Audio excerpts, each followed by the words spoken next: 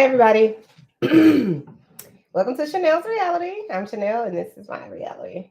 So, look, I made this strawberry cheesecake, and now I'm just glazing the strawberries on here with a little bit of this leftover glaze. So, if you want to make your strawberries on your cake pop a little bit, and you want it to look fancy, like what you see when you walk into Whole Foods or even just your regular bakery up the street,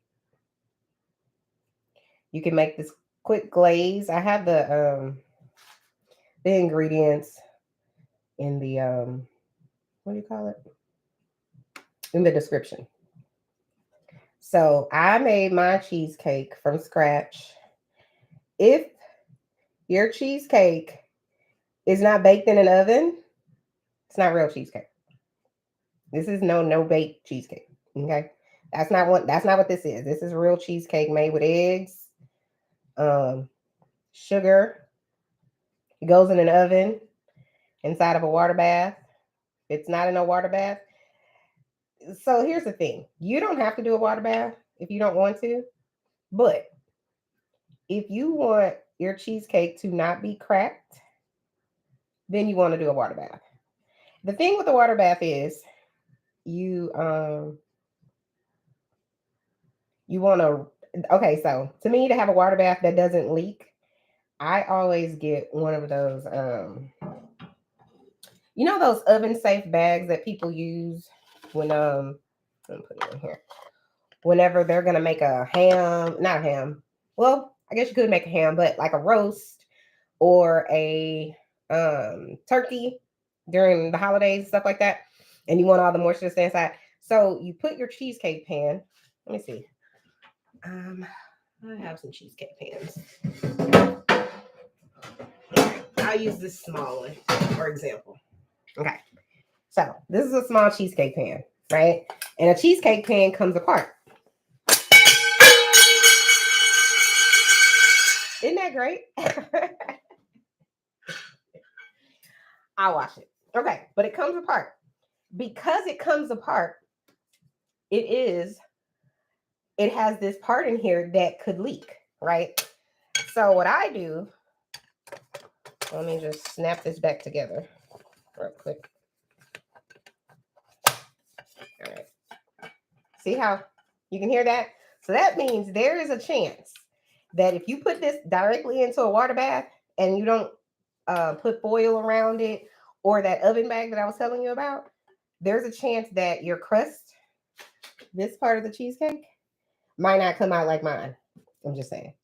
So what I do is I before I put the cheesecake, I'm sorry, before I put the crust for the cheesecake, I cover this with foil and then I put this on top of the foil, right?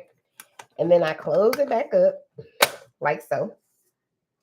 So then foil is coming out here, but it's closing in. So before I put the graham cracker crust or whatever crust we're going to use, I close that back up with the foil, right? So that's another way to protect the cheesecake from anything that might seep, right? After I do that, I'm still going to cover the bottom of this with foil. So I'm probably going to bring the foil up like halfway around. So probably I would say 2 layers of foil. If you're not going to use an oven bag, I probably would do 3. That's me because I don't want my any water to get through to my crust because that's not good to eat. You don't want a soggy crust because honestly, the cheesecake is great, but if the crust is bad, it's no bueno, no bueno, right? So then you get the oven bag and the oven safe bags, and they have them. I would get them now before Thanksgiving. I would get them before October because then everything goes up in price. It just is what it is, right? Um, Plus they'll put the more fancier ones that may or may not work properly. But if you're anything like me, if it's pretty, then you buy it. That's me. Anyway. So then I would put this cheesecake inside of that bag, even though I have the foil. I would put the cheesecake inside of that bag. If you don't have the foil, you can still put it in there. Just make sure the bag is oven safe. It needs to be able to, because I cook my cheesecake at 350, so it needs to be able to probably go up to 500 degrees or 400 degrees personally. And every oven is different, so be careful with that part. I cook my cheesecakes for an hour and 10 minutes. After that, I turn off the cheesecake oven. I turn the oven off and I crack the oven door and I leave it in there. I don't bother it. I leave it in there for about 10 or 15 more minutes. Then I take it out and I put it on top of one of those, what do you call it? It's a cooling rack, right? You don't want to put your cheesecake onto your countertop unless you don't care about your countertop. And I care about mine. Okay. But then you let it cool. I let it hang out and put it away from people like men or children because they will just mess some shit up. I'm just saying. Anyway, so you put your cheesecake over there, you let it cool. I would let mine cool on the counter for at least 2 to 3 hours. That's what I would do. Minimum. Well, let me not say minimum. I would let it cool off for an hour and a half minimum on the counter on the cooling rack. Then, once it's completely cooled, I would put it in the refrigerator. But I would probably let it cool for 3 hours. The reason I say that is because I'm going to cover the top of my cheesecake with the press and seal. So it's like saran wrap, but it's not because it's not real sticky like that. But it has a sticky component and you press that around it. The reason you want it to cool, because if you don't, then condensation will build and then you'll have like little droplets of water on your cheesecake. And that's not pretty. It won't matter if you're going to decorate it because then it'll just get covered up. But that's just me and I'm very particular about it. So that's the cheesecake thing. And then I would let it fully cool in the refrigerator for 8 hours. When you're going to make your gelatin, you still want to put it on something you want. When you top it, you want your cheesecake to be cold. You don't want your cheesecake to be warm because then it's just going to make a mess.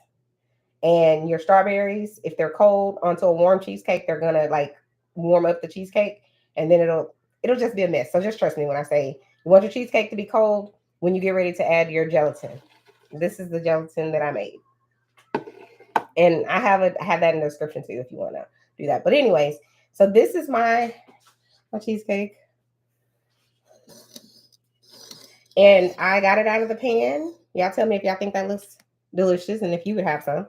And then I'm gonna put my handy dandy Bon Appetit that I got from where did I get this from? I either got it from Sur La Table or what's the name of that place? Pier 1 Imports. I think that's where I got it from. Pier 1 Imports.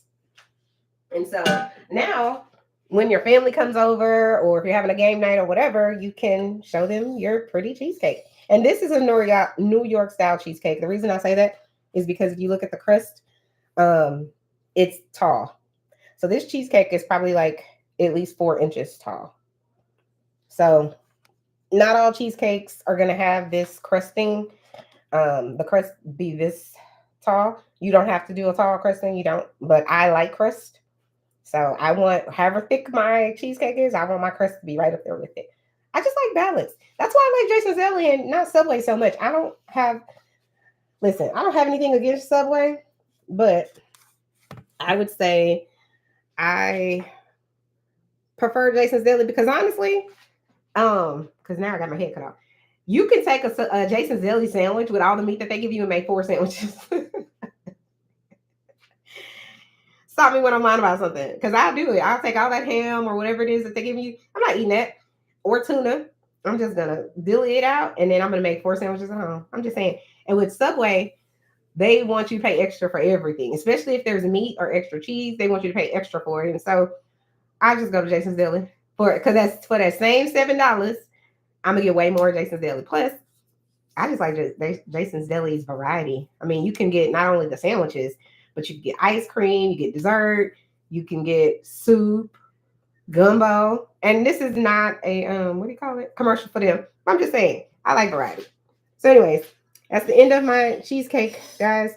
Talk to you later. Bye. Let me see. How do I stop this? I'm live. Oh, did I not go live? How do I stop the live? What is happening? Where is the stop button? Oh, end stream. Thanks, guys. Please like the video. It's a free and easy way to support my channel. Thanks for watching Chanel's Reality. I'm Chanel, and this is my reality. Bye, guys.